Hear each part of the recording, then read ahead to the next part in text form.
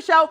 Y'all, yesterday we had a blast. Armand, right? Yeah. Oh my goodness. Armand Warren was featured on the show and we are still shaking by his performance. It was definitely a night filled with incredible singing and a lot of fun. You know who else is a lot of fun?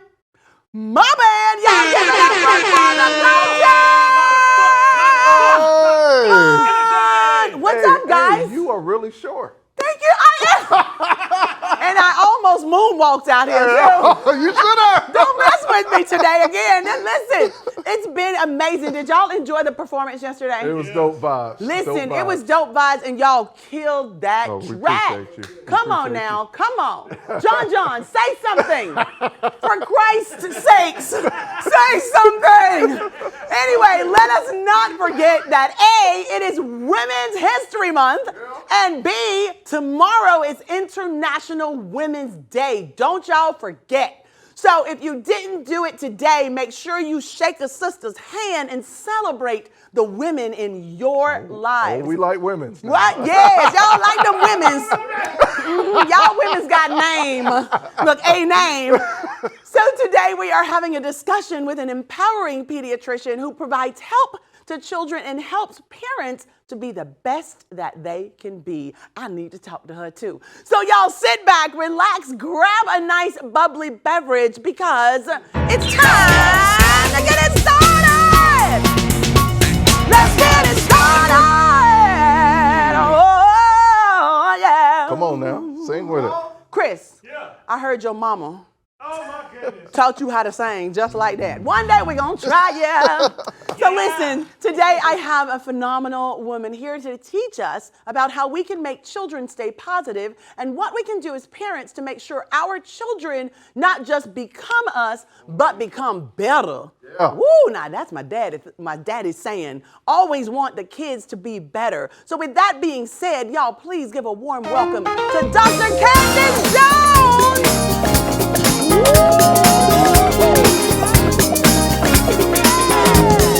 Hello, beautiful lady. Oh, my goodness. Please have a seat.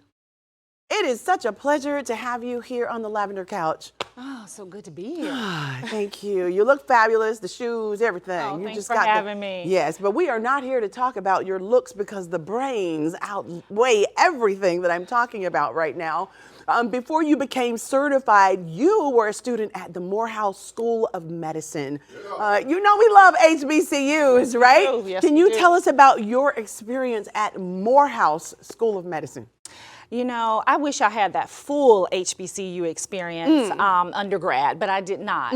But the love and support and nurturing I got at Morehouse School of Medicine at a graduate level to get my MD degree was amazing. I know I probably wouldn't have made it without that. Small class sizes, people look like you, professors look like you, former Surgeon General Sullivan, Satcher, people at your disposal, helping to guide you and make it happen. So I was truly blessed. So you're just set up, and you're set up for success, right? Set up for success. So when it comes to children, you can be a teacher, you can be a mentor, or a bus driver. What made you decide to be a pediatrician? That's right, and all of those are great. Whatever you want to do that makes you happy. Yes. Ever since I can remember, 5 years old, my family members tell me that I always said I wanted to be a doctor. Really? I would say I was inspired by my mother. She was a nurse, and I was always asking her, I want to go to the hospital. What are you doing with coming back with dirty clothes on? Oh, I'm helping deliver babies. And so I saw her as that model, and once I got exposed, I wanted to take it further. That's amazing. So as a pediatrician, who cares for children and families? What aspects of pediatrics are you like most passionate about? Oh, there's so many, but I would say, and it comes in waves, right? Kind of meeting those needs. But I am a doctor who's always been dedicated to those that are underserved. So I've always served in communities where a lot of doctors may not want to take care of patients, what we quote unquote say you have Medicaid or no insurance. Right. Because I remember growing up and struggling a little bit and not having ends met. And so, I don't know how yeah. many of us haven't gone Right. through the struggle. So it's like you understand when you do become Right. who you are purposed to be, that you have to have those same mindset. I want to help people. I've been there. I know what that feels like, right? And I want them to see me. You know, I see kids that'll say, "You're not the doctor." And I go, "Why? A girl can't be a doctor, or a black person can't be a doctor." Correct. And then I have girls that say, "I want to be a pediatrician because you're my pediatrician." Oh, that's everything. And so that means a lot to me. And just being able to share my experiences and relate to families that look like me and people who need me. So your heart is Yeah. positioned in the perfect place to Right. be caring for people. That's right. And helping to heal them, especially children. So outside of patient care, you have other health projects. Tell us about your podcast. Oh, yeah. Kidding Around with Dr. Candice. I love it. We don't do a lot. Sometimes it's really serious, Uh-huh. but it's just all about kids and all about kids' health and family health. So that's kind of how I came up with that name. And so I have guests on that are experts in their field, but we talk about everything. Nothing is off the table Wow. when it comes to kids. So, you know, I love those conversations. Most definitely. What would be some or one of the conversations you've had that really sticks to your mind, like, wow, that was heavy, that was deep? I'm glad we got to share this. Yeah, you know, I had a series about, you know, we always have this going on, but we really had a lot of racial tension there going on Yes. for a while Yes. after George Floyd. Yes. And so I had a series where we talked about the talk, and we talked about what do you do if you're pulled over by the police, and we talked about, you know, the things, you know, talking to your kids about race Yes. and how do they become socialized to this world to be ready when those things come their Yes. way. And so those were some very impactful conversations that I use with my own kids and that I hope that helped some other families. I'm sure it Yeah. did, and I'm sure it's continuing to do so. You know, if you have it on your platform for people to listen to on your podcast, what is it called? Kidding Around with with Dr. Dr. Candice. Candice. I love it. So you wrote a book on discipline and positive parenting, which can be a tough subject to discuss. How do you approach this conversation with parents? You know, some parents, from what I can see in the 15 to 30 minutes that I get them, are doing a really good job. And so I just tell them they're doing a great job. As pediatricians, we do a lot of anticipatory guidance. Like, your child is going to start doing this soon. Like, we try to get ahead of problems and help them to prevent problems. And so that allows me to bring up those subjects, like, right? Yes. Right now, bonding and attachment is so important with your infant. Yes. That relationship piece, which is important for discipline, right? Most definitely. And so all of those stages along the way, I'm just able to pour in some little tidbits that can help with parenting. If I see a problem, I just straight up say it. I believe you. That's just the best way to do it. And that's the best way to address Like, this it. can hurt Yes. your kid. Let's talk about Correct. this. Yeah. It's so true. And you took an oath to be that person. That's right. Right? That's right. So you wrote this book, High Five Discipline. Let's talk about your book here. Yes. Positive Parenting for Happy, Healthy, Well-Behaved Kids. Ooh. Yeah. Tell us what inspired you to write this book, and how can it help us? Yeah, you know, my own parenting struggles, number one, because, you know, going through to become a doctor and becoming a pediatrician, we don't get a lot of education on parenting and on healthy discipline. Right. And so these are some of the subjects that as physicians, we have to go learn and dig on our own and find the evidence. And so when I had kids, you know, they don't come with this recipe book. Correct. I parented initially how my mom parented, but I knew that some of that stuff wasn't right. Correct. It didn't turn out so well for me. Correct. And so I wanted to, you know, not the whips. I'm done. I wanted to rewrite that script for my Yes. kids. And a lot of kids are happy that you rewrote this Yes, script. and then my Yes. patients. I see those things with my patient encounters. And so those two things really drove me to dig in and do the work and share that information with families. Wow, this is amazing. You know, children do not come with any kind of a book, a guidance, right. any roadmap, anything. But this is a great way to approach dealing with children. So it's called High Five Discipline, and her podcast is Kidding Around with Dr. Candice. Now, a couple of more questions before we head out. What makes a toxic household or even a toxic parent? Yeah. We want to, yeah. I hate to say that about someone, but I would. Well, I in would say- general. I would say household dysfunction, right? And what could be like some dysfunctions, Dr. And Candice? so it all comes down to relationship. It really does. If your child is seeing domestic violence, people putting hands on people, even on the kids, if your child is witnessing, alcohol, drug abuse, Correct. Things in the home that are harmful for a child to be seeing, that's being modeled for them, that's going to be a problem for them later in life. Correct. It does affect them. Even the little ones, we think, oh, they don't know what's going on. Oh, they know. Perpetually hearing cursing or fighting or, all of these things are not good for kids. And we have to work on ourselves as parents. Most definitely. So that we can show them how to do it right. Because they're watching. They're watching. Right. Dr. Candice, we're going to take a short break. We'll be right back. Don't y'all go nowhere. Dr. Candice is in the house. Where's the coach?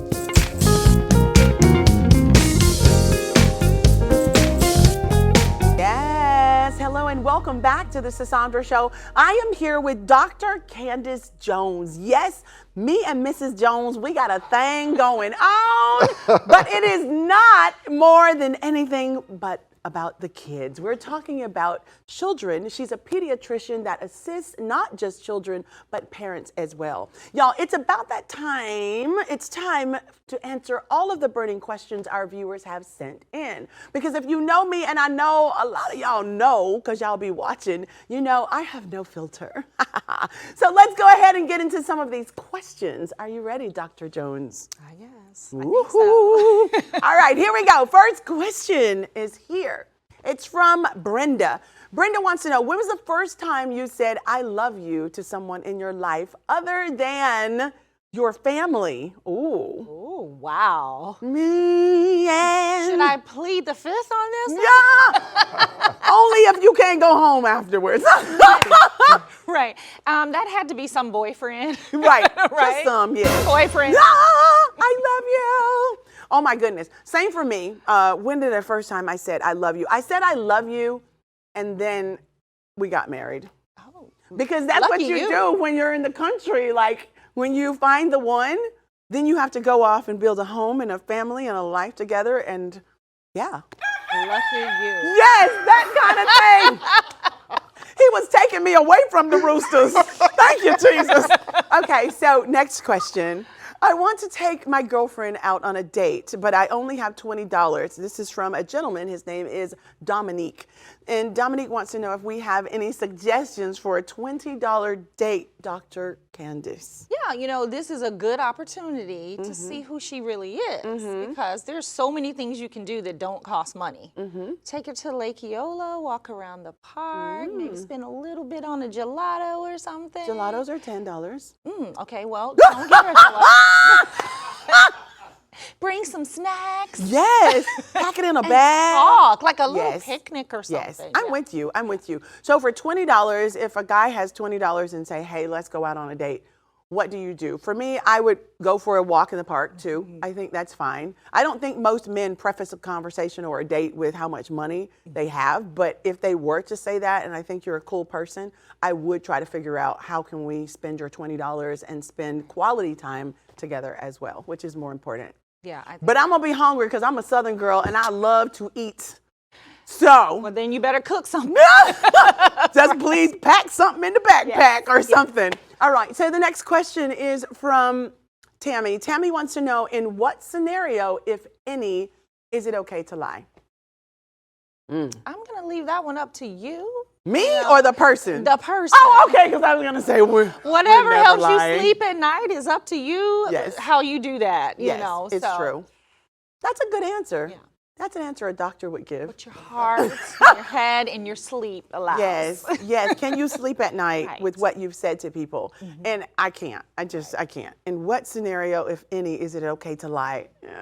I just don't think it's okay to lie, for me personally. Right. But again, like the good doctor said, if you think you're okay with that and you're going to be able to like interact with people, go to sleep, then you do your anything. I like that answer. Thank you very much. Thank you, dear.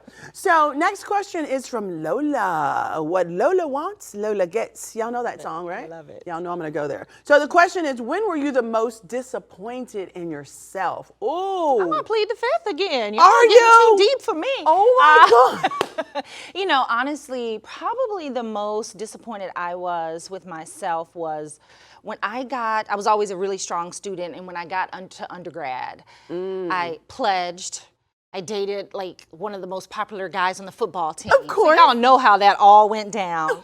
Books were like way back, Yes. like stuffed in the closet. And so grades fell, you know, things went bad, and it ended up pushing me back as far as my career goals. But you know, God works everything for your good. You know, it was delayed, but it was not denied. Denied, exactly. I love so that. I got it together. That's amazing. Dropped Okay. him and got it together. Drop him and get it together. I love it. Yeah. Pretty much the same thing. Mine was just, ooh, this is a little deep. But I'm going to go there with y'all because I know women get involved in this, was domestic abuse. And mine was justifying domestic abuse for so long for the wrong reasons, for all the wrong reasons. And then finally waking up one day and saying, what are you doing? I was so disappointed in myself that I never had a tattoo in my life.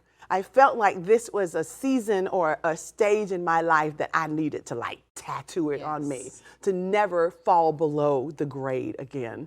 Because I felt like I fell so below the grade that I had established for myself or that my parents had established and taught me to be at a certain point in my life. And it was like, it just all went out the window for love and trying to understand.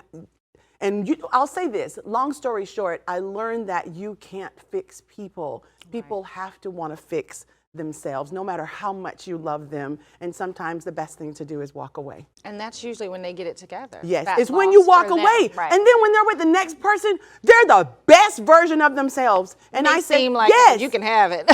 Like, girl, if you only knew. Yes, Anyway, yes. so yeah, that was the season of disappointment. Next question is from Jordan. And Jordan is asking, do you find praise or criticism to be more motivating? I'm having trouble deciding. So what moves you? Yeah, I like constructive criticism. You know, someone being honest with me. I think the way that I do it is always start with some positive, like what you're doing well. Yes. Then these are things that we can work on. And I utilize that even with families. You know, giving them that praise of what I'm seeing that's really working, helping them to find their strengths when they're parenting their kids. And now what are some things that you feel like you could do better? Yes. Even asking the child that, what would you think your mom could do better for you? I ask my children that. Do you what can ask I do the- better? Really? Yeah, I do. love that. Yeah. Because our Yeah. parents would have never asked those Absolutely questions, not. right? Absolutely you not. just do what I Right. say and don't do Very what I well. what? Do what I do. Right, You do what right, I say. right. And it's very interesting. To me, do you find praise or criticism to be more motivating? It depends. Yeah. So I'll go to something fun like competition. When I was on NBC The Voice, 3 chairs turned around. That last chair took the longest ever to turn around, Usher. And so my thing was, he challenged me by being the slowest one and then finally giving me the approval, but saying, I don't know about you. So his criticism, whether, I don't know if it was constructive, I think it was real. His criticism is what motivated me to go through that thing till I received his approval. So sometimes when people bring negativity into your life, it's not always for the worst thing. People say the scripture that it turned out for my good, but really sometimes adversity helps build your character. Absolutely. And you have to embrace that. So I think that I love those kind of moments because it makes me move forward. I think we can become complacent in our lives. And in how other they areas. say it. Yes. He didn't turn around and say, that sucked. Well, he was close to that. I heard one of them say, though, that wasn't your best, but I know. Correct. I And when know people, that was Adam you Levine. can sing. Yes. That's how it was. So when Yeah, people yeah. say that to you in anything that you do, I think it motivates good. us to be like, okay, I'm gonna show you what I can do. So I love people like that. All right, next, the question is from Sabrina. Sabrina says, sometimes it's hard to not spoil my daughter. Ooh, doctor, how can I not do that? Yeah, it just really depends on what you define being spoiling your child is. I'm not for enabling poor choices. You know, so if your child has made a poor choice or done something that they shouldn't be doing, we shouldn't be enabling that. Right? Correct. Turn around and give in just because they're crying or whining or begging or having a tantrum. No, we shouldn't do that. And so that's what I think people are calling spoiled. We give in and give them what they want just to make it easier, or we feel sad or, you know, sorry for Guilty them about or something. yes. Yeah. So that's not helping them. We want our kids to be equipped to go out in the world and be successful and problem solve on their own. And if we're enabling poor choices, that's not equipping them for the world. I agree with you. My question is, in the moment, especially when you have career moms who are raising children, and a lot of them are single, like myself, I think we tend to do or give our children things to pacify them so that we can be successful in the moment, opposed to thinking about the long-term success of the situation. So I think you mean well, and I think parents mean well, but in the end, you would tell us to do what? To just slow down, be patient with them? Yeah, you know, yes, it definitely, a lot of this work is about us as the adult. You know, being well regulated, controlling our own emotions, and being patient and slowing things down. And that's hard. That's hard for me to do. And you know, if you do it one time, let it go. It's gone. You can fix it the next time or the next time or the next time. Just make a plan and be intentional about it. Love it. Dr. Candice, I could sit here and talk to you all Me day. too. Me Nobody knows the best way to raise a kid, so it's so great to hear your view from a doctor's perspective. Listen, thank you so much for joining us today. To all of our viewers, God bless you. Until next time, y'all check out Dr. Candice Jones. Are you ready? I'm ready. Let's do this. Come on. Say scan that QR code at the bottom of your screen. Cause we got way more exclusive content for you right here on the Sisaundra Show. Only on Afro TV, Comcast Xfinity Channel 16, 23, and Roku. Yeah. Yes! Hello, everyone. If you are at work, at home, y'all drop everything and tune in because it's time for the Sisaundra Show! Listen, I'm just kidding. Don't y'all get fired. Don't drop everything at work. Listen, speaking of fired, y'all